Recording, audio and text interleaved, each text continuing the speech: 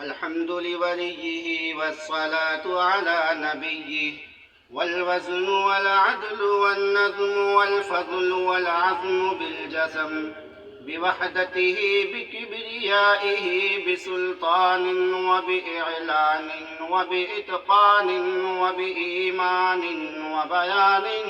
في فرقان، وحده لا شريك له، وحده بوحدة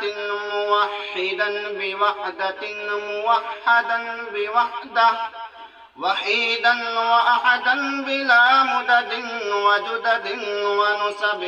ووصف في الكمال، لا شريك له ولا نظير له ولا مثل له ولا مثال له، ولا وزير له ولا مقارن له ولا مكاظم له ولا مضارع له ولا منادي له ولا منازي له،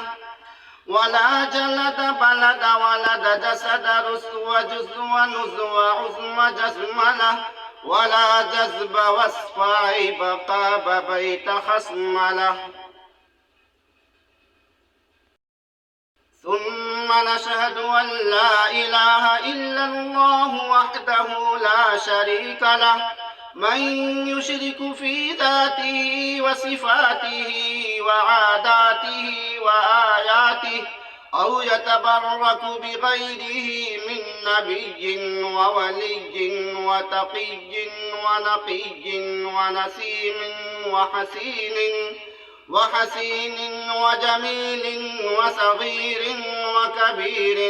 فعليه الخسران والوبال. ثم نشهد أن سيدنا وسندنا ونبينا ومولانا مؤيدنا مخدومنا مندومنا معصومنا مقسومنا مقصودنا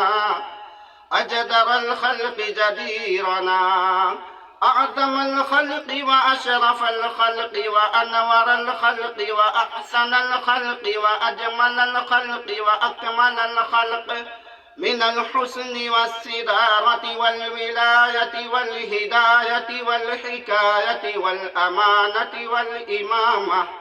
أعلانا وأجلانا وأتقانا وأزهدنا وأرفقنا وأنورنا وأخطرنا، أحمر أنور أجدر أطفل أوسق أكمل أجمل له. ثم نشهد أن حبيب ربنا وصمدنا محبوب جدلنا مبين فرقاننا هادي سبيلنا رونق جدراننا، هو عدوة نزمة قدوة رتبة أسوة حسنة، وبدلائله القاهرة الغالبة الظاهرة الباطنة سعد إلى سدرة المنتهى في ليلة المعراج كشف الدجى، ثم دنا فكان قاب قوسين أو أدنى.